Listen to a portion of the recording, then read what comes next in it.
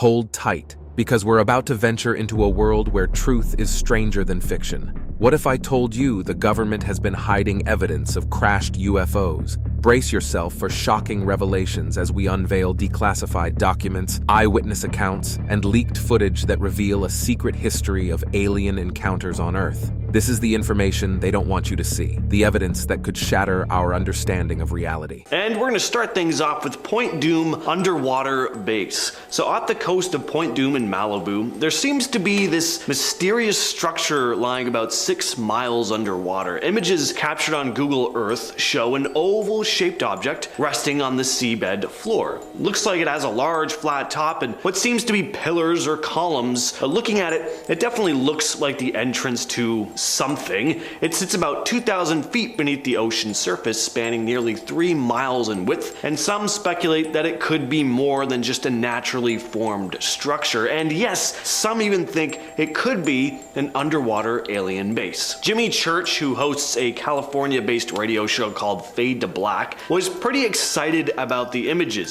stating, "My first impression was that it was Greek. It looked artificial and didn't look natural. When you're looking at it from above, it's a nearly perfect oval shape. In the natural surroundings, nothing is symmetrical. Everything is eroded and covered in rocks and sloping and peaking. And right here, for 2 miles, it is a perfect oval with a black separation or outline to it. It just stands out that it has to be some type of roof. It's not unlike a dome stadium or a covered indoor racetrack or an Olympic arena. It's got that feel to it. It looks like a perfect oval man-made structure sitting on a construction site." Next up, we have the Solomon Islands UFOs. There have been some very strange things said to go on here for hundreds and hundreds of years, and not only have locals claimed to see strange lights in the sky, but also coming up from under the water as well, which has led to a pretty intense theory that there could be an underwater alien base there. There have always been local legends of monstrous giants on the islands, 10-foot tall, hairy creatures with flat noses and glowing red eyes. That, combined with the reports of strange lights in the sky, moving with incredible speed and agility, could mean there may be some kind of connection here. You see, some of these lights and strange flying objects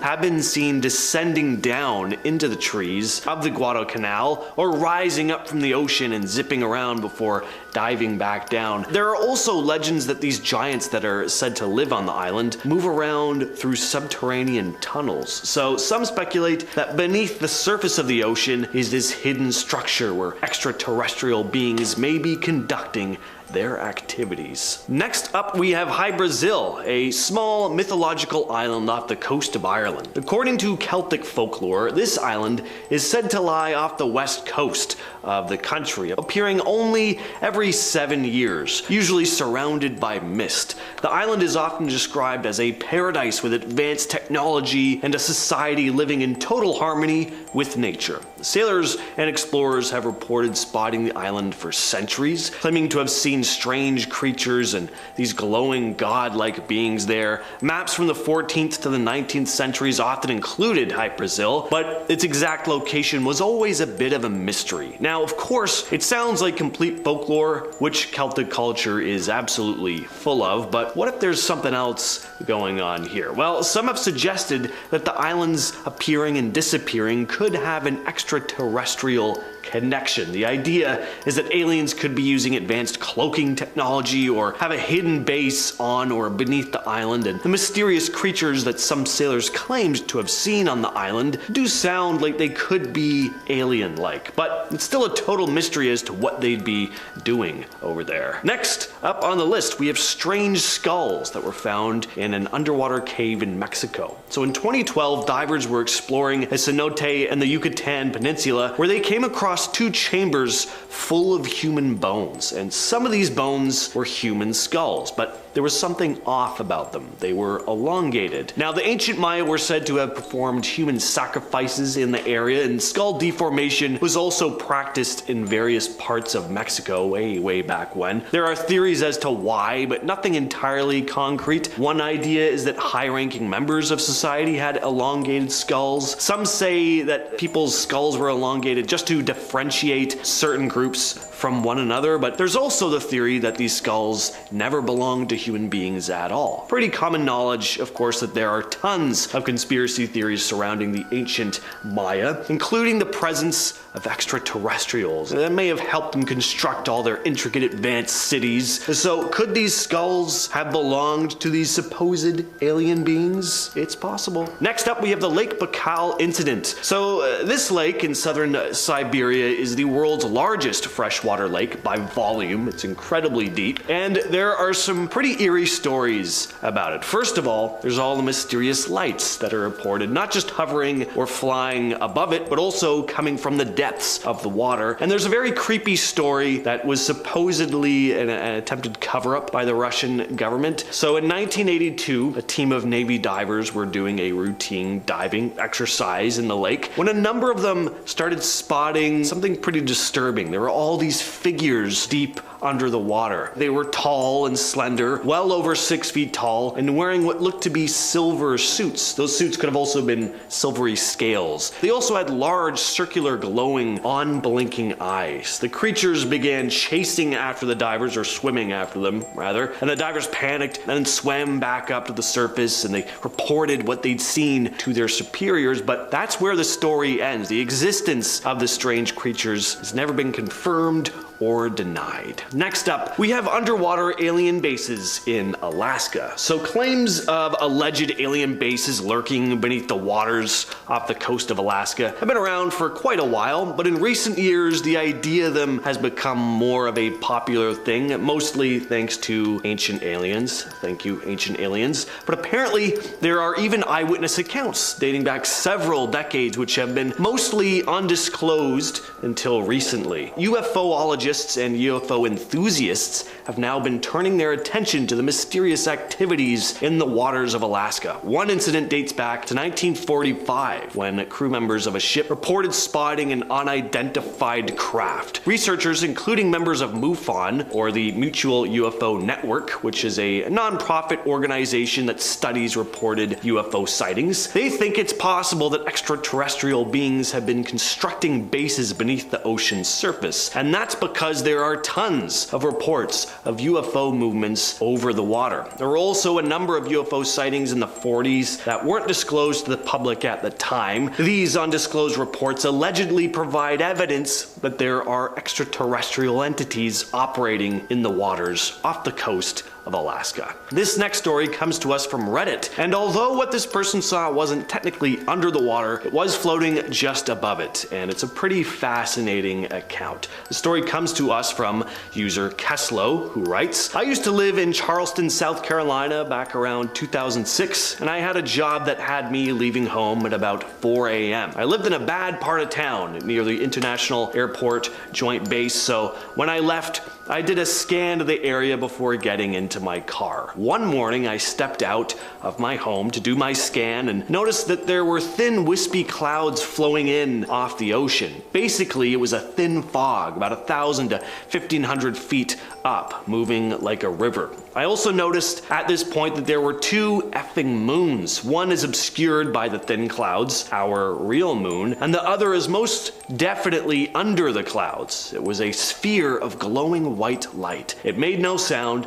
and did not move. After about 2 minutes, it bolted eastward towards the ocean. The glowing light faded quickly right as it took off as well. I've seen planes move near the speed of sound, and this thing went from 0 to like 3,000 miles per hour instantly. No acceleration. Much faster than the speed of sound with no sonic boom. I hope I don't see it again, especially on the water. I always wondered if it bolted because they saw me watching them." Next up, we have the strange reports of a large disc-like object being spotted in the Indian Ocean. Apparently, as far back as 1873, ships sailing the Indian Ocean from the Persian Gulf to the South China Sea have reported spotting a massive mile-wide disc passing beneath their boats, accompanied by large, rotating lights. One of the earliest documented sightings happened on March 23rd of 1873, when the ship Adelaide traversed the South China Sea. Witnesses reported floating over a huge, glowing circular object beneath the ocean's surface. On May 15th, 1879, the crew of the HMS Vulture described the sighting of two large Ferris wheels spinning in opposite directions. The spokes of these wheels were reported to be 25 feet wide, with 100 feet of space between them. There have been tons of these reports in various locations in the Indian Ocean, over the years. On April 4th, 1901, for example, in the Persian Gulf, the crew of the SS Kilwa claimed to see rays of light emanating from an underwater disc-like object. And even in 1943, in the Persian Gulf, a sailor named Matthew Mangle reported a huge glowing disc beneath the water's surface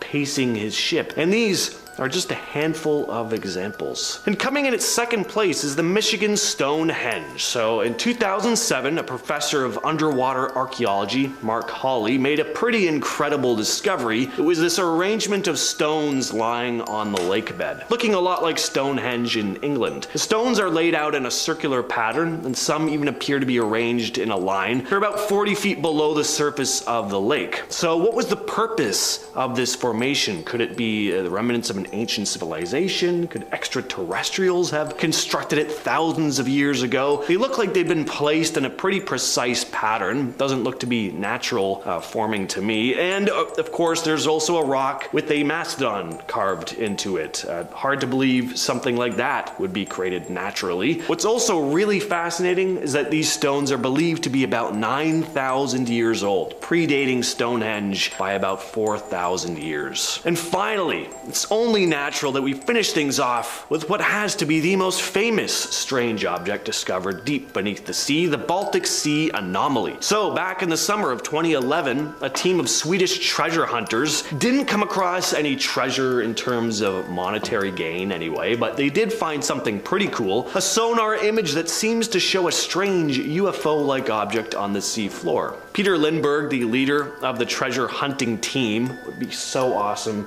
just to be able to say you're the leader of a treasure hunting team. I could say that and I'd just be like digging through my backyard finding nothing. But this guy actually goes out on boats and submarines and does it. How did he get that job? Anyway, he's the leader of Ocean X and was pretty astonished by what he had found, saying the object definitely didn't look like a natural formation. And even though a number of researchers have come out and said it probably is a natural formation, I still get excited looking at this thing. I don't know, I'm just not entirely convinced. I'm on the fence about this one. But what do you guys think? Alien craft, ancient artifact, just some mundane natural formation? Let us know down in them comments. Earlier this year, documents were declassified by United States Homeland Security outlining a secret project designated to identifying, acquiring, studying, and reverse engineering AAVs, aka Advanced Aerospace Vehicles. According to the Pentagon, the project never actually went ahead due to the fact that the government was unable to collect any kind of otherworldly spacecrafts. Sure. The document showed that the budget for the program was to be 12 to 15 million in the first year, 25 million in the second, and upwards of 50 million US dollars in the third. And the purpose of the project was to ensure national security by accessing and assessing the advanced technology and determining its threat capabilities. Furthermore, the document stated that another drive for the program was the United States' fear that either China or Russia had possibly already been able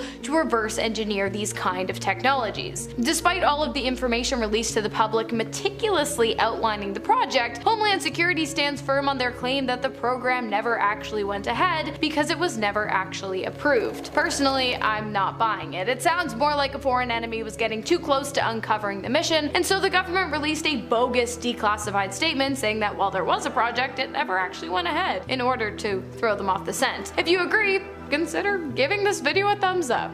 Why not, you guys? Project Sign. Project Sign was an early US military investigation into unidentified flying objects launched in 1948 after a surge in reported sightings. Everything really kicked off with the Kenneth Arnold sighting, followed by the Roswell incident, and then people were spotting UFOs all over the country. So it was time to investigate these reports and assess whether there was a real threat to national security, especially being that it was the Cold War, of course. UFOs. The team included experts in astronomy, physics, and psychology, all tasked with analyzing UFO reports and data. SIGN was a top secret for most of its operation, but in 1949 some of their findings went public and it was pretty intriguing. Basically, they concluded that a small percentage of UFO sightings couldn't be easily explained away by natural phenomena or known aircraft. So this led some members to hypothesize that UFOs might be of extraterrestrial origin. But right around this time, the project was shut down by General Hoyt Vandenberg, Chief of Staff of the Air Force. It was then replaced by Project Grudge, with a slightly different goal, but more on that in a bit. First, let's kick it over to Hannah. A joint effort between the National Security Agency of the United States, aka the NSA, and the British intelligence agencies dedicated to training super soldiers in charge of UFO retrieval and security lockdown operations. I have to say, my interest is piqued. Project Mannequin, as it's called, was revealed to the public back in the 2000s by several whistleblowers who claim to have been a part of the project at one point or another. Now, while super soldiers in charge of subduing alien threats does sound pretty cool, unfortunately the recruitment process sounds pretty dark. Apparently agents don't just join the team of their own accord, instead hand over their offspring to the government at a young age for some kind of crazy undisclosed amount of money. According to whistleblower reports, the base for Project Mannequin is located in a top secret facility 60 meters underground in Berkshire in southern England, and this is where the soldiers are trained to become some of the most skilled individuals in the world. Now, because I already know you're going to ask, the most famous whistleblower of Project Mannequin was Max Spears, who, after leaking information regarding the project to the public, died under incredibly strange and unexplicable circumstances. Unexplicable as in one moment he sat down on his couch and the very next moment he was dead, and to this day no one knows how it happened, but he believed prior to his death that he was a sleeper agent that had been brainwashed by the government and was involuntarily part of this project. So who knows? In 1949, Project SIGN was replaced with Project Grudge. But now things were different. Their goal wasn't just to assess UFO reports and figure out if they were legitimate. Instead, the purpose was to downplay the presence of UFOs. At the time, the US government was worried that foreign governments could exploit UFO reports, basically causing panic in the public. So Grudge shifted its focus from scientific investigation to straight up debunking UFO reports and reassuring the public that there was nothing extraordinary about the sightings, even when there actually was. J. Allen Hynek, a famous American astronomer, professor, and UFOologist, took issue with Grudge, claiming that it was, quote, less science and more of a public relations campaign, which it was, at least on the surface. Just because they were telling the public UFO sightings were nothing more than balloons, meteors, or optical illusions doesn't mean they were doing research behind the scenes that they felt it best to cover up. Project Moondust is officially described as a United States project dedicated to recovering the remains of Soviet satellites that re-entered the atmosphere and crashed down to Earth in not only the US but also South Africa, Bolivia, and even the Himalayan mountains. Unofficially, it is possible that the project is actually dedicated to something far more interesting. You know where I'm going with this. The collection and analysis of crashed UFOs. It is believed that while the US claimed to have been recovering satellites, they were actually collecting UFOs, which were then sent out to various military bases throughout the states. The entire thing was revealed by a man named Clifford Stone, who claimed to have been part of the project. Just before his death, he was quoted saying that the entire time the project was going on, they were telling the American public that it had nothing to do with aliens, when in reality, high clearance personnel who were not army officials would always be added to the mission last minute, and they would be the ones to claim ownership of whatever objects were recovered during the mission. These objects were then sent out for testing, analysis, and reverse engineering. Project Magnet was Canada's government investigation into UFOs. It was launched in December of 1950 by Wilbert B. Smith, a senior radio engineer with the Canadian Department of Transport. Smith had a personal interest in UFOs and believed that they could be scientifically studied. So the main goal of the project was to attempt to figure out what these UFOs were and if it was possible they could be using Earth's magnetic field as a source of propulsion. The project involves setting up monitoring stations across Canada equipped with specialized equipment to detect and analyze magnetic and radio frequency disturbances. Smith hoped that by capturing data from these disturbances, they could find patterns and similarities with UFO sightings. Now, Wilbert Brockhouse Smith was an interesting guy. He did believe that UFOs were of extraterrestrial origin and had psychic abilities. He also believed that aliens were communicating to him through the use of telepathy. Unbeknownst to some, the United States is not the only one with an Area 51 style top secret UFO alien base. That's right, Russia has their very own version of the not so secret alien bunker located in rural Siberia and referred to as Kapustin Yar. It makes sense. I mean, Russia was the first country to send a living being up to space back in 1957, so it's only natural that they would have some kind of corner on the market of UFO and alien artifacts. By the way, for those of you who don't know, the first living being in space was a dog named Leica, who unfortunately did not make it back down to Earth, but that's a sad, sad story for another day. While some of the non-believers might claim that Kapustin Yar is nothing more than a regular military base used for radar systems, satellite tracking, and low-level nuclear weapons testing, it should be noted that the Russian government didn't even acknowledge the base's existence until 1983, and furthermore, many former employees have claimed that while working on the base, they witnessed not only the reverse engineering of alien spacecrafts, but actual alien autopsies as well. And personally, I feel like this whole nuclear weapons testing thing has become such a popular way for secret military bases to keep people from getting too close. I mean, really, name a better deterrent than radiation poisoning. Don't get me wrong, I'd love to know if aliens exist as much as the next guy, but nothing is worth that. It's awful. Don't Google it. Antarctica, yes, all of it. Antarctica has gained quite a reputation for being a hotspot for UFO sightings and theories about secret government bases dedicated to studying them. It's remote, inhospitable, makes for an ideal cover for secretive activities. Nobody really wants to go to Antarctica. It's desolate, the weather sucks. So not only would most people veer clear of it anyway, but makes it very difficult for ordinary people to access, allowing secretive operations to take place in secrecy. Some conspiracy theorists have pointed out images with unusual formations in the ice taken with satellites, which some people think could be entrances to underground military facilities and stuff like that. Some even believe there are pyramid-type structures there buried under the ice that might have been built by some ancient civilization, possibly with the help of extraterrestrials or just built by aliens entirely. The governments of the world, especially the United States and Russia, are said to have established secret research facilities in Antarctica to study alien technology and artifacts. A top secret outpost located in the small town of Dulce, New Mexico, was apparently erected in the 1900s to monitor alien communication signals as well as other weird happenings that tend to come with the territory. According to locals living in the town, which has a population of about 2,700 people and not one single traffic light, alien signals were first intercepted in 1979. The following year, something strange happened. The bodies of dead animals began turning up all over town, mutilated in ways that one could not or would not want to explain.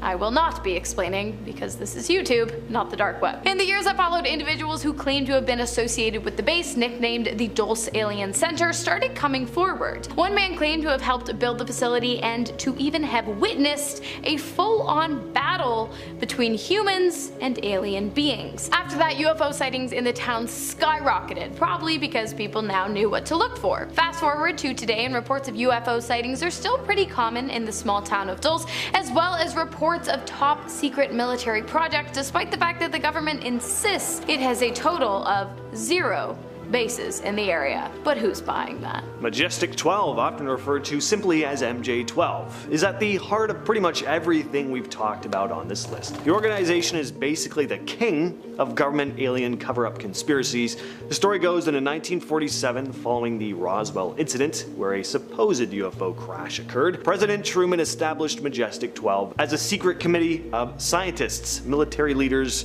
and government officials whose mission was to investigate and cover up evidence of extraterrestrials. According to conspiracy theorists, MJ12's members included figures from the military, the scientific community, who would manage recovered alien technology, study it, possibly even operate on aliens. Documents about MJ-12 allegedly leaked in 1985. UFOologists William Moore and Stanton Friedman claimed they'd been pointed to them by an anonymous whistleblower. One of the most disturbing chapters in the lore of MJ-12, though, is their possible involvement in the assassination of President John F. Kennedy. Why? In order to prevent him from disclosing classified information about UFOs and aliens.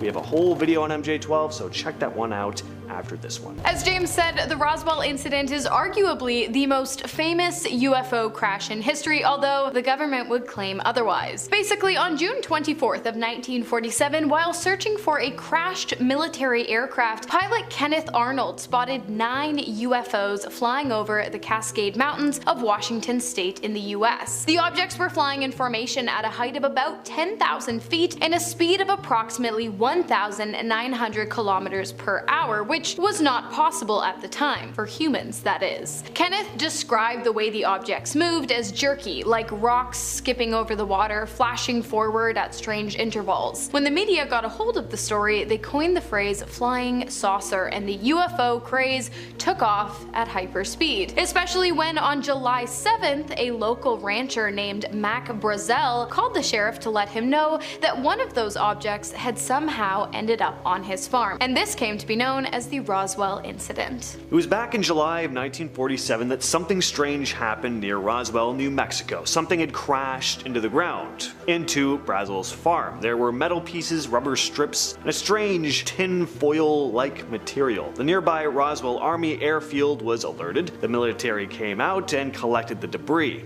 At first, they issued a press release saying they had recovered an unknown flying disc. This really got people talking, but just a day later the Army changed their story, saying it was actually just a weather balloon. Now, while some of the public took this at face value, it caused some controversy, especially in the years to come. People started to believe that the military was covering up something much bigger, possibly an alien spacecraft crash. Over the years, people started to come forward claiming to have seen the wreckage, and not only were there strange markings on the material described by some as hieroglyphics, but the material was incredibly strong and seemed to almost be impossible to burn. Oh, and of course, people who'd been called to the site to recover the material claimed to have seen bodies that were clearly not human. Over the years, many people have questioned the official explanation for this incident. Even former military personnel and locals said they saw strange things at the crash site, like debris that didn't look like it came from any known aircraft, and even small bodies that didn't seem human. In 1994, the US Air Force released a report saying the debris was from a top secret project called Project Mogul, a project that used high altitude balloons to detect Soviet nuclear tests. They said the unusual materials found were just parts of these balloons and their sensors, but this explanation didn't satisfy everyone. In 1997, on the 50th anniversary of the incident, the Air Force released another report to address the claims about these alien bodies. They said these were actually just crash test dummies used in military experiments, not extraterrestrial beings. But again, a lot of people were and still are highly skeptical of this. The Roswell incident happened less than 2 years after the atomic bombs were dropped on Japan in 1945. Those bombs were created through a secret project that lasted 3 years and had 3 main sites, including one in New Mexico. So if the government could keep the atomic bomb a secret for so long, why wouldn't they be able and willing to hide information about a crashed UFO landing? Plus, little mannequins? I think most people would look at that and be able to tell the difference between an alien and a crash test dummy. So this foreign object that landed on Mac Brazel's farm actually did so a few days prior to him calling into the sheriff's department. To be honest, he hadn't thought much of it until he started reading about Kenneth Arnold flying saucers and UFOs in the papers. Once he learned about the possible presence of technologically advanced ships with no known origin that likely came from outer space, he began to wonder if that was in fact what had landed on his farm just a few nights ago. And so he gathered up some of the debris debris and took them down to the local police station. In response, the sheriff immediately contacted the nearby army base, and soon intelligence officer Jesse Marcel had arrived on the scene and instructed Brazel to take him to the crash site so that the two could collect more debris. So let's talk about Jesse Marcel, the first military officer to step foot on the scene of the crash, because apparently Jesse had a lot to say, according to his son Jesse Jr., who went on to tell his father's story after his death in 1986. According to Jesse Jr., in 1947, when he was just 10 years old, his father woke him up in the middle of the night, excited after having visited the crash site. Jesse Jr. sat up as Jesse Sr. handed him some of the debris he had collected earlier that day on Brazel's farm, and he told Jesse Jr. to get a good look because the debris were something that he would never see again. They were not of this earth, and the pair simply could not make sense of them. Out of all of the debris his father had brought home, Jesse Jr. said that the one that fascinated him most was a small beam with purple-hued hieroglyphics. I suppose it's not difficult to see why the pair didn't believe the government when they released a report saying that what had been found on the Brazel's farm was nothing more than a discarded weather balloon. But of course, you don't mess with the government. And so for years, both Jesse Jr. and his father kept quiet about what they had seen. That is until in the late 1970s, a man named Stanton Friedman showed up asking questions. Stanton T. Friedman, a nuclear physicist turned ufologist, tracked down Jesse Sr. after being tipped off that a retired military man might know something about the Roswell incident, something that had been kept from the public for the past 31 years. And it turns out he did.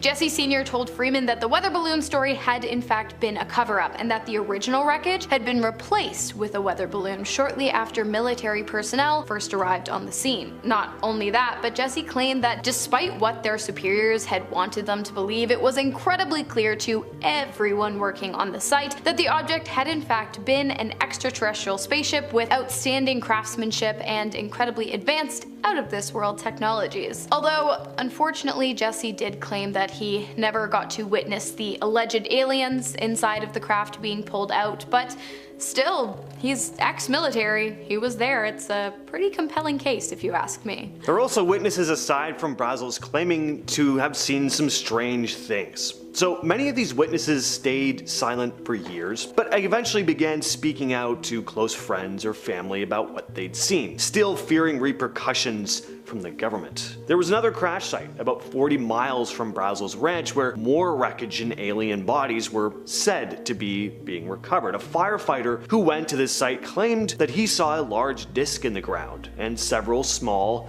non-human bodies nearby. He said that military officials told him to keep quiet about what he saw. Sergeant Melvin Brown also shared his experience. He said he rode in a truck with the bodies from the crash site to Roswell Field and then stood guard at the hangar where they were first kept. He was instructed not to look under a tarp, but he got curious and he peeked. He claimed he saw 2 alien bodies. The government has always denied his claims, but several people who were there or knew people who were there have said they saw wreckage and bodies arrive at Wright Field. Retired General Arthur Exon stated that a top secret committee was set up to oversee the investigation of this and other classified UFO incidents. After the Roswell crash, the debris was secretly flown from Fort Worth, Texas to Wright Field in Dayton, Ohio. At Wright Field, Lieutenant Colonel Arthur Exon, who later became the base commander, recalled that some of the material was very thin, but incredibly strong. And it wasn't just metal that arrived at Wright Field either. At the second crash site a few miles from the first, they discovered a smaller, more intact craft and 4 bodies lying nearby. These bodies did not look human. Again, according to witnesses, the bodies were described as being in fairly good condition despite having been exposed for 6 days. Some parts of the bodies have been chewed on by animals. Descriptions from those who saw the bodies are pretty consistent. They were said to be 4 to 5 feet tall, with big heads, large eyes, and small mouths. Basically your classic idea of an alien.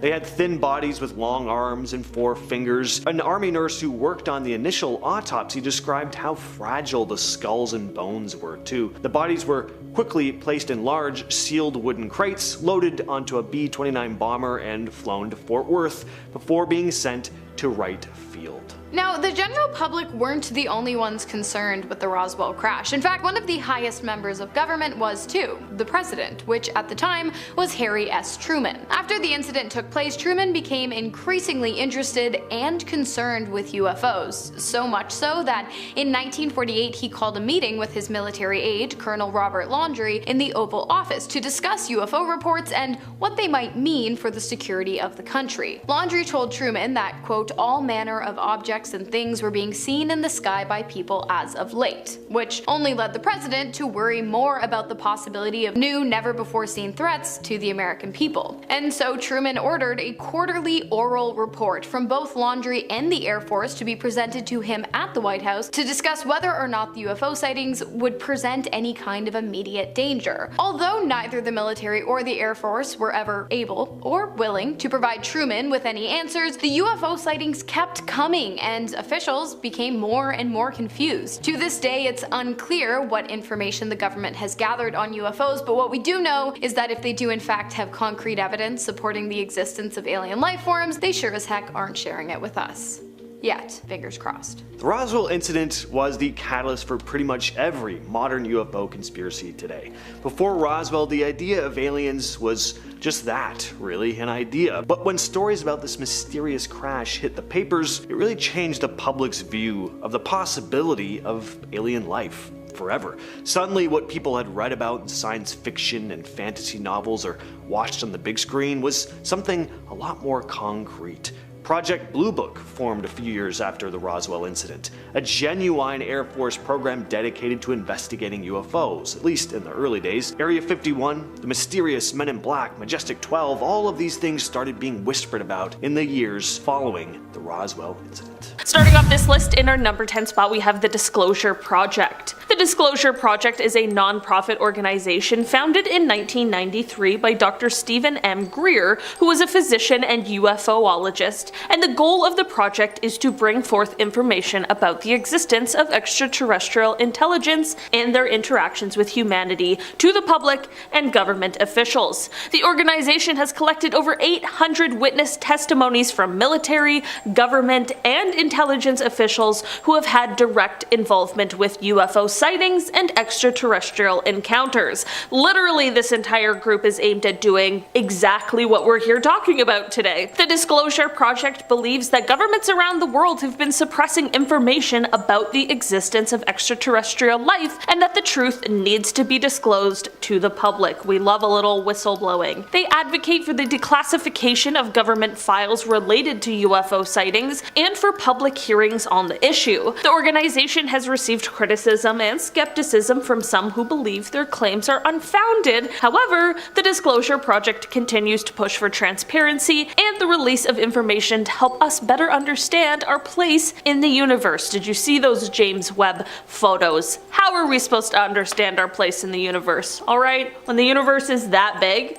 buddy, still processing it. In our number 9 spot today, we have the Chilean UFO. Okay, so it turns out that there's been a lot of UFOs spotted in Chile, and the government isn't exactly shy about releasing some of the footage. In 2010, the Chilean government released a series of UFO footage that has since become one of the most compelling pieces of evidence in the history of the phenomenon. The incident began in November 2010 when Chile's National Agency for UFO Research received reports of strange objects in the sky over the country's capital, Santiago. The agency then requested the assistance of the Chilean Air Force to investigate the sightings. The Air Force dispatched a team of experienced pilots to investigate the objects, which had been picked up on radar. The pilots were able to track the objects and capture video footage using advanced equipment. The footage showed multiple objects flying in formation at high speeds, performing maneuvers that seemed impossible, really, for any known aircraft. After careful analysis, the Chilean government concluded that the objects were not weather balloons, they were not aircrafts, or any other known objects. While the government did not explicitly state that the objects were extraterrestrial in nature, the incident has been widely regarded as one of the most credible pieces of evidence in support of the existence of UFOs. In our number 8 spot today, we have the Go Faster video. In 2017, after the existence of the Advanced Aviation Threat Identification Program became more well known, a video was released of an encounter between an FA-18 Super Hornet and some sort of unidentified flying object. This encounter wasn't actually supposed to be released initially, but the New York Times allegedly leaked it, so the government didn't really have much of a choice and decided to release it themselves. This video was the third in a series of 3 videos. We will talk about another one later on in this list. With this particular video, there weren't a ton of details released about exactly what happened during this encounter, but using the Raytheon Advanced Targeting Forward-Looking Infrared Pod, they were able to capture an extremely fast-moving white oval that was around 45 feet long. The oval had no wings and didn't appear to have any kind of exhaust either. They were tracking the UFO at an altitude of 25,000 feet just above the Atlantic Ocean, and they were shocked as the craft rotated on its axis and flew away. There was no explanation released with the footage because it truly is unbelievable and currently unexplainable. In our number 7 spot today, we have the Phoenix Lights. The Phoenix Lights UFO incident occurred on March 13th, 1997, when thousands of people in Arizona reported seeing a series of bright lights in the sky in a V-shaped formation. Eyewitnesses described the lights as silent and moving slowly across the sky. The event gained significant media attention and became one of the most well-known UFO sightings in history. Some skeptics dismissed it as flares or a military exercise, but many other witnesses remained convinced that they had witnessed something otherworldly. One of the most interesting witnesses in this case is former Arizona Governor Fife Symington.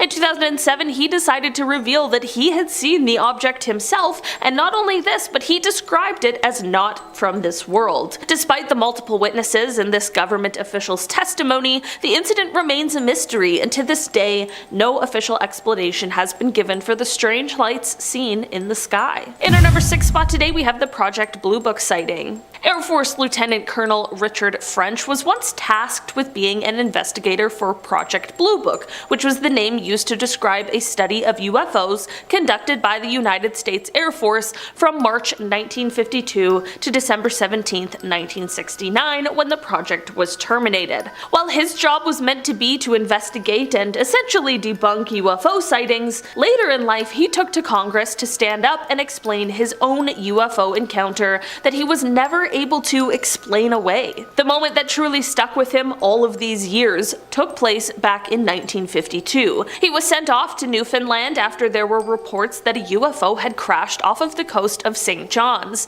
As he arrived to the scene, there were at least 100 people who all stood and stared into the water, and as he was able to follow their gaze and see what they were all looking at, he couldn't believe his eyes. He recalled the water being quite clear, and under it you could see 2 circular crafts, each one approximately 18 feet in diameter. He said that they were both floating just below the surface of the water, no more than 20 feet from the shore, and not only this, but he could also see 2 beings with the crafts. He said, quote, "The first thing I saw was the UFOs, and it was apparent to me that they were doing something to the craft, and I couldn't really tell what because they were on the bottom side of it and not visible to me except when they would occasionally get over to the side where I could see them." He claimed he watched on as the beings worked on the craft until one of them raised out of the water and disappeared, but not before accelerating to speeds in the neighborhood of 2,500 to 3,000 miles an hour. In our number 5 spot today, we have the Coyne Mansfield incident. The Coyne Mansfield helicopter incident occurred on October 18, 1973, when 4 members of the Ohio Army National Guard were flying in a helicopter over Mansfield, Ohio. Suddenly, they encountered a large metallic disc-shaped object that was hovering in the sky. The object began to move towards the helicopter, causing the crew to take evasive maneuvers. Despite their efforts, the object continued to follow them, eventually passing overhead and disappearing into the distance. The crew reported the incident to their superiors, and an investigation was launched by the military and the Federal Aviation Administration. The incident received significant media attention, and it remains one of the most compelling UFO sightings on record. What makes this incident particularly intriguing is the credibility of the witnesses. The crew were experienced pilots with military training, and their account of the incident was corroborated by radar data and other witnesses on the ground. Despite the extensive investigations, no satisfactory explanation has ever been offered for what they saw that day. In our number 4 spot today, we have the Congress report. For this one, we are talking about a recent report that was delivered to Congress from the Director of National Intelligence. Basically, since August of last year, there has been a total of 510 unidentified aerial phenomena observed in protected airspace or near sensitive facilities. According to the report, 26 of these were described as drones, 163 were labeled as balloons or balloon-like entities, and 6 were described as clutter, whatever that means. This is all fine and well, but the concern sets in when we consider that this leaves 171 sightings unaccounted for, some of which, quote, appear to have demonstrated unusual flight characteristics or performance capabilities. It's also important to note that the majority of these sightings are coming directly from Navy and Air Force pilots. Here's the thing. What we, as the public, know is only a 12-page declassified summary of the actual, real, secret report that was delivered to Congress. Only time will tell if we ever find out what the rest of the report includes or what will happen with further investigation into the 171 sightings, but hopefully if answers do arise one day, we'll find out. In our number 3 spot today, we have the advanced technology. So this UFO sighting comes from a while ago, but it just recently became quite relevant, and that is because some former US Air Force personnel have begun explaining to the Pentagon that they believe back in the 60s there were UFOs that supposedly had the ability to turn off their nuclear warheads. Apparently these officers recently told this to the government's All-Domain Anomaly Resolution Office, who had contacted former Air Force ICBM launch officer Robert Salas to get information about the encounter with an orange flying disc that switched off 10 warheads at Malmstrom Air Force Base, Montana in 1963. There was another former officer, Dr. Robert Jacobs, who also apparently told the AARO that he had gone as far as to make a film of the UFO for the Air Force in 1964, and that this film captured images of a UFO shooting a test missile out of the sky. With the piquing interest in UFOs and the potential for an advanced civilization apart from our own, it appears as though the government is spending more time now researching and looking into these claims because, well, why would they make them up and then continue on with the same story some 50 years later? In our number 2 spot today, we have the USS Nimitz Tic-Tac UFO incident. This UFO sighting comes from 2004. On November 14th of that year, the USS Princeton noticed an unknown aircraft of some sort that was about 100 miles off of the coast of San Diego. For 2 weeks prior to this crew had been tracking a strange flying object that would start out at around 80,000 feet before extremely quickly dropping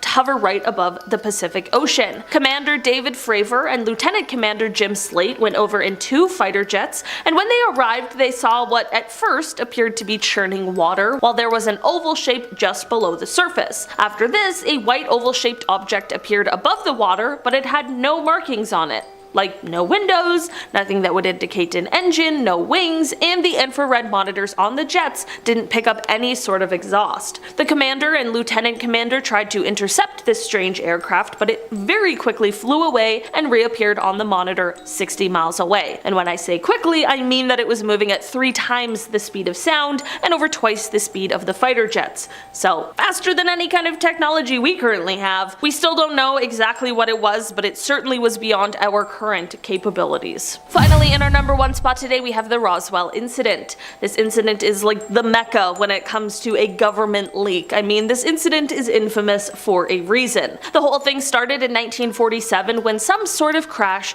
took place near a ranch in Roswell, New Mexico. Shortly after this, the Roswell Army Airfield released a statement saying that they had recovered a flying disc from the ranch, but the Army quickly retracted the statement and said that it wasn't that, but instead it was just a conventional weather balloon. So it was a little sketchy, but most people just let it slide until the 1970s. What happened in the 70s is that a retired lieutenant colonel began to speak out. In an interview with a UFO researcher, he said that the weather balloon story was a cover-up and that alien remains were actually recovered from the crash site. There were both first and second-hand witnesses who claimed that not only were there at least one, but possibly more alien spacecrafts that had crashed at the scene, but also that extraterrestrial remains were recovered by the military, who then began to engage in a cover-up. In 1994, the story changed from a weather balloon to a nuclear test surveillance balloon from Project Mogul, and it was stated that the stories of the alien bodies were probably just test dummies that had been dropped from high altitudes. I'm not gonna lie, the whole thing sounds a little sketchy. I obviously wasn't there, so I can't say for certain what happened, but someone is definitely lying about it. That's what I know. On June 30th of 1908, an inexplicable explosion as powerful as 12 million tons of TNT lit up the skies near the Podjamanaya Tunguska River in Russia, killing an estimated 3 civilians, although some people believe it decimated an entire village, and it also took out over 5,000 acres of forest area. Not only that, but the trees and soil were radioactively burnt. This is what came to be known as the Tunguska event. It was and still is the largest impact event to take place on Earth in recorded history, hundreds of times more powerful than the atomic weapons dropped on Nagasaki and Hiroshima combined. The explosion registered at seismic stations all across Eurasia, and airwaves from the blast were detected all the way from Russia to Germany, Denmark, Croatia, Dutch East Indies, and even Washington, D.C. In some places, the shock was equivalent to an earthquake measuring of 5 on the Richter scale, and people living in villages nearby claim to have seen a pillar of fire reaching up into the sky. In the days that followed the event, the skies above Asia and Europe were illuminated, never going fully dark. While it was originally assumed that a massive meteor had crash landed on Earth, it was later revealed that something had exploded at an altitude of 5 to 10 kilometers above the ground. Also, eyewitnesses never mentioned seeing a meteor falling from the sky, so what the heck could have caused such devastation? We have some theories. Really, the next question is, though, did the government attempt to downplay the whole thing? Did they not want people to know the real story? See, people have been questioning the circumstances of the event ever since it happened because there's never really been a solid explanation. The closest we've ever gotten is that it was caused by an asteroid or meteoroid, but there was no impact crater and no leftover material. On top of that, people reported seeing a blue light in the sky right before the bang. What the hell was that about? It really doesn't seem like a stretch to say the Russian government was hiding or downplaying something that happened, or something they even had a direct hand in themselves. Were they testing something? Did they find something they didn't want the world to know about? Something to do with extraterrestrials, perhaps? More on that from Hannah. Well, the crystal remains of an unknown technical device sure do point to aliens. In the early 2000s, a story broke when a researcher named Yuri Lavbin claimed to have found several strange crystal blocks which had originally been discovered in the blast zone region. Some of the crystals had incredibly intricate pictures on them, and some had very precise holes. Because of the crystal's nature and the fact that no technology on Earth has the capability to carve crystals with such precision, Yuri believes that they must be of alien origin, and furthermore likely belonged to an extraterrestrial technical device. A few years later, Yuri Lavbin also credited whatever piece of technology the crystals came from with being the reason for humanity's continued existence, theorizing that an alien spacecraft had actually purposefully collided with a meteor so that it would explode above the Earth rather than crash into it, securing the end of humanity as we know it. While the opinions of Yuri are controversial, they are quite popular amongst the UFO community, and we personally here at Most Amazing Top 10 appreciate them as well. Did Nikola Tesla cause the Tunguska event? On the day of the incident, Nikola Tesla was reportedly conducting a major experiment on the other side of the world. He was attempting to transmit vast amounts of electricity through the atmosphere. Firing up the generators, Tesla sent millions of volts of electricity into the sky, and apparently when he checked his equipment after the test, he said the exact words, "Uh-oh."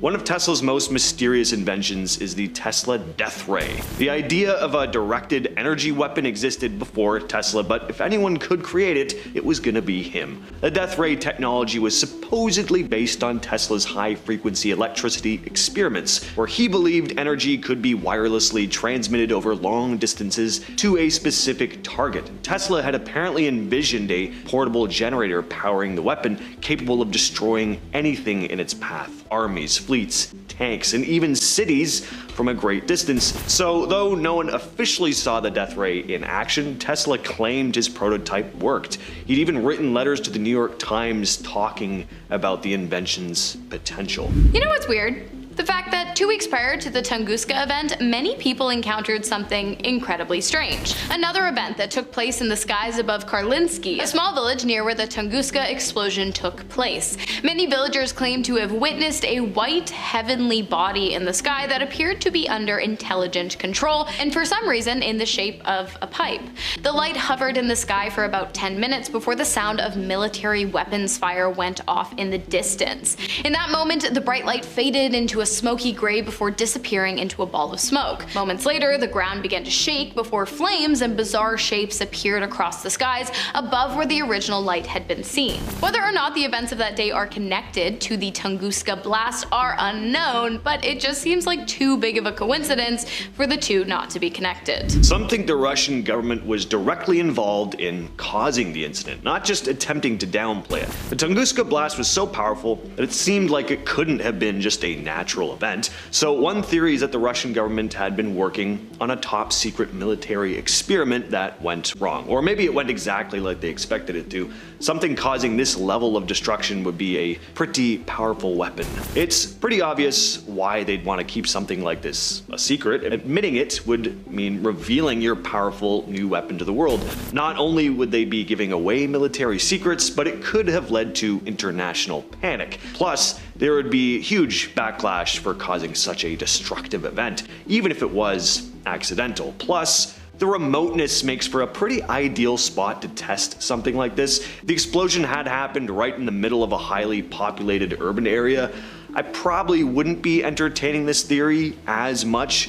At least, I'd like to think the government wouldn't intentionally harm mass amounts of their own population in order to test a new weapon. But I don't know, maybe I'm just being, positive? Copper cauldrons causing illness and firing off fireballs into the Russian Valley of Death. What does this have to do with the Tunguska event? Maybe nothing, but also maybe everything. The Valley of Death, located near where the Tunguska event took place, has been the subject of Russian legends for centuries. The valley was once a route for traders and smugglers, and apparently it was also home to many copper cauldron-like structures that stuck out of and into the ground that had large openings, big enough for both a man and his horse to enter into, which sounds great for weary travelers. I mean, free shelter, right? The only problem is those who spent the night in one of the many fabled copper cauldrons would later become incredibly ill, suffering from symptoms incredibly similar to those experienced by someone with radiation poisoning. Also, some people claim that on occasion the cauldrons would shoot balls of intense fire into the sky, and that they were active on the morning of July 30th of 1908. Could they have possibly been responsible for the event? I mean, between the radioactive properties and the fact that a fireball is exactly what was witnessed exploding above the ground at the time in which the Tunguska event took place, it's definitely a possibility. And if you're wondering why then have we not seen these cauldrons or heard of these cauldrons, I think the answer is pretty clear.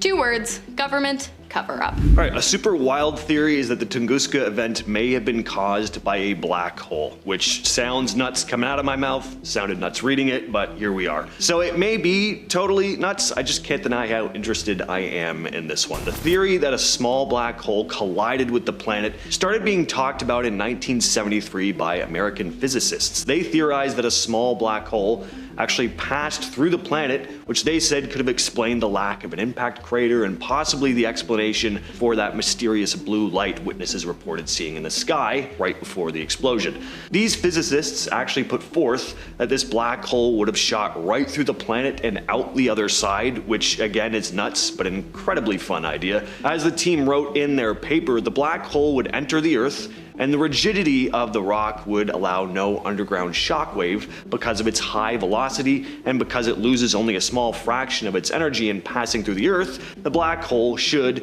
very nearly follow a straight line through the Earth, entering at 30 degrees to the horizon and leaving through the North Atlantic. End quote. Unfortunately though, there's never been any evidence found of an exit wound, quote unquote. While these theories are all good and fun, I feel as though I would be remiss not to mention the most obvious scientific explanation, and that is that a 650-foot asteroid almost wiped out an incredibly significant amount of life on Earth. With the asteroid traveling some 435 miles through the atmosphere, it kind of makes sense why it may have never actually made impact with the Earth and instead just exploded a bunch of times across the sky before evaporating just 5 to 10 kilometers above the ground in Russia. It is likely that this asteroid was made of a stony iron that kept its form until the very last moment, disintegrating fully just prior to impact. While this is the leading scientific theory, there are quite a few holes in this explanation. One, asteroids aren't that radioactive. I mean, some of them are a little bit, but like, there was a lot of radioactivity going on around the blast site. 2, how did we get so lucky as to have the entire thing completely dissipate just moments before impact? And 3, what were those strange events leading up to the blast all about? I don't know, you guys, it seems like a pretty shaky theory to me. I feel like science is gonna have to take the back seat on this one. Here's another really cool possible explanation: an antimatter collision. Astrophysicist Philip J. Wyatt wrote a paper in 1958 theorizing this. According to this theory, instead of a regular asteroid having exploded over Siberia as it plummeted into the atmosphere, maybe it was an antimatter comet or meteoroid. But what exactly is an antimatter comet? Well, we don't really know if these things exist. They're hypothetical, but the idea is that there could be comets and meteoroids composed entirely of antimatter. Scientists have described them as possible explanations for a bunch of different mysterious phenomena, including the Tunguska event. So what would have happened? Pretty simple, really. When antimatter and regular matter meet, it causes an explosion. Starting us off with number 10 is the underwater base. Now, Argentine researcher Marcelo Igazusta found what he believes to be an underwater alien base. The object is 8.5 miles long and it seems to be a pyramid of some kind. It's located right off the coast of Mexico near the ancient Aztec and Mayan pyramids, which could be coincidental or totally random. Since this pyramid has an 8.5 mile base, that catapults it into being the biggest pyramid in the world. Forget Egypt. Humans could have never built something like that, especially underwater, so Marcelo believes only aliens could have accomplished it. I mean, cut us some more slack, we're better than that. He believes either the base was there from before or an alien craft landed in the water and was built to do so and they just never left. And coming in at number 9 is the Arctic landing. So okay, bit of fake advertisement, this one isn't located in the Arctic, it's actually located in Antarctica. Not the same thing, you guys. Either way, Russian UFO enthusiast Valentin Degratev claims he found an alien crash site in Antarctica. There seems to be a saucer-shaped dent in the snow, like the flying saucer landed on its side and just went straight through the snow. I hope you got what I meant when I did that. I mean, I need to speculate and offer other explanations, like okay, is the ice breaking apart underneath there and that's what's causing the slit? But I feel like that's far-fetched, but then again, so is a flying saucer. But it is peculiar and it's surrounded by ridges and flat snow, so it's just a big unexplainable anomaly. I don't know, guys. Is it just a random slit? Is it an alien saucer?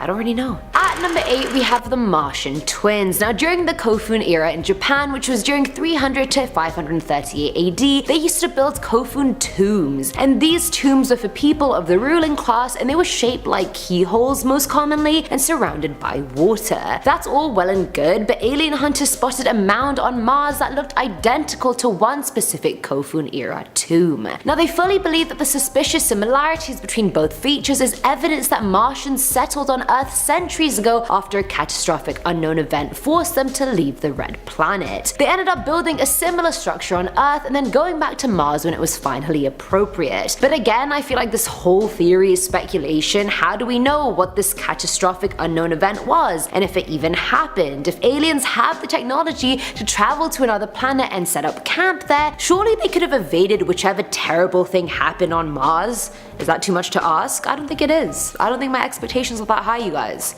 Plausible. Filling on number 7 slot is the alien base. Now back in April of this year, a few UFO hunters were searching Google Earth for some sus looking and boy did they find it. There's this really weird 500-meter long object off the coast of Antarctica that from the top looks like an iceberg but literally isn't. The left of it is oddly straight and the top has vertical ridges on it, making it not look like an iceberg at all. According to UFO Sightings Hotspot, it doesn't fit the description of an iceberg, and I quote, "I'm not an iceberg expert, but this object is really peculiar and looks like a vessel disguised as an iceberg." I have to fully agree with you, honestly. I feel like the aliens were probably like, hey, just cover the top in an ice sheet. These dumb humans won't notice the difference. But we did. We are on to you. Dumb humans.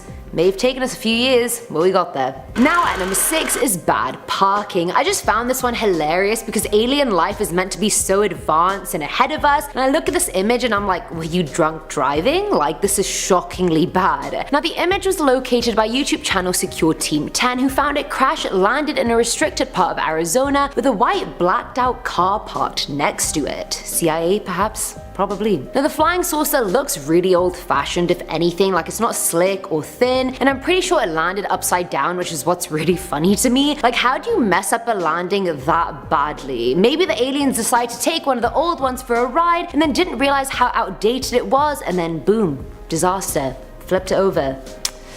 You're gonna be grounded when you get back to your planet. Coming in at number 5 is the Slit. In the very remote British territory of South Georgia, a really strange thing was found in the snow, and no, we're not talking about my ex, but wow, he keeps popping up in these videos. Now alien hunting YouTube channel Secure Team 10 found a slit in the snow that they claim has all the signs that point to a UFO crash landing. It has the exact trajectory of an angular flying object that came to a screeching halt in the snow. Now the imprint isn't a plane, otherwise we would have known. It's not military craft, or we would have known, and the crash is too narrow and small to be anything other than an alien craft. But I mean, I don't really know. I think calling every weird slit in the snow an alien crash landing is a bit of a cop-out, but alien hunters clearly know better than I do, so I'ma just leave it to the experts. At number 4 is the flying saucer. Clearly you can tell I'm running out of title ideas, and I mean there's only so many different ways you can say spaceship, okay? Either way, YouTube channel Secure Team found an image on Google Earth that they believe is a flying saucer. Located in the South Pole, the circular object in question is sticking out of a mountain amongst the snow. But the rocky areas around it are quite rigid and randomly cut, whereas this object is oddly round, and like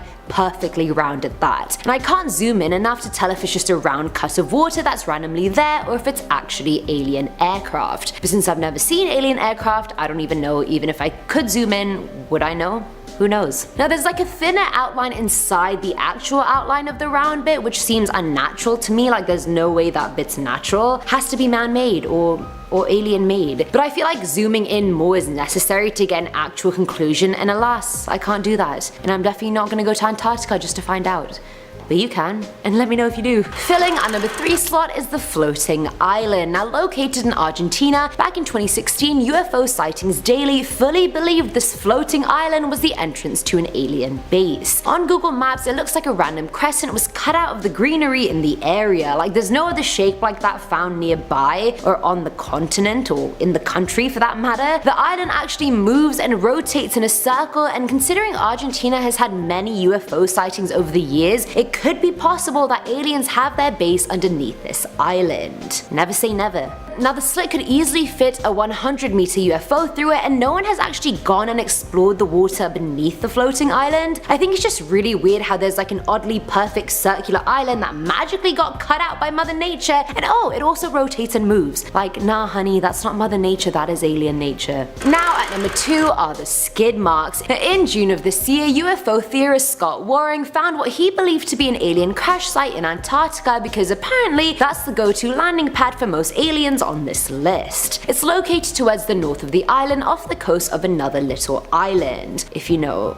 what that means, because I don't, since I'm not an Antarctica expert. Now on the image, he claims part of the UFO's wing is folded up and its concave area is severely dented. There are evident burned skid marks trailing behind the craft, and the craft itself looks to be made of some metallic material. The craft is apparently 96 meters long, while the trail it left behind it is nearly 450 meters long, so clearly it it was a really rough landing. And finally, at number 1 is the debated. So even though this one has been debunked, I put it as number 1 because it was so widely believed to be an alien crash landing site for so long before, you know, it obviously wasn't. Now the satellite image shows a mountainous island off the coast of Antarctica. Now in the smooth snow, there's a block of something that's crashed into the snow, leaving a long deep trail behind it. I mean, and I get the allegation, it's narrow, and how often do things really crash into Antarctica unless it's a UFO? From this list, clearly, so I get why the thought was there. And the trail is quite long, but if you follow the trail back, you'll see the trail goes back to a mountain peak and a bunch of disturbed snow. And how many times did I just say trail in the last 30 seconds? Now people believe an avalanche occurred and debris was what the object was, or perhaps it was a trapped submarine, I don't really know. Either way, debunked, finally. And that's it for today's video, guys. I hope you got your fill of alien landings with this one. I know I certainly did, and for some reason this video made me believe in aliens less because of how bad half these crashes are, and I'm saying that like I can do better when I can't. And do you like how I wore my strange Ting shirt in honor of like Stranger Things and aliens?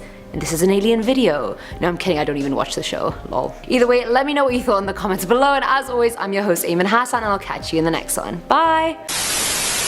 Want to see more videos like this one? Check out this video next. These are authentic, verified ghost sightings captured on camera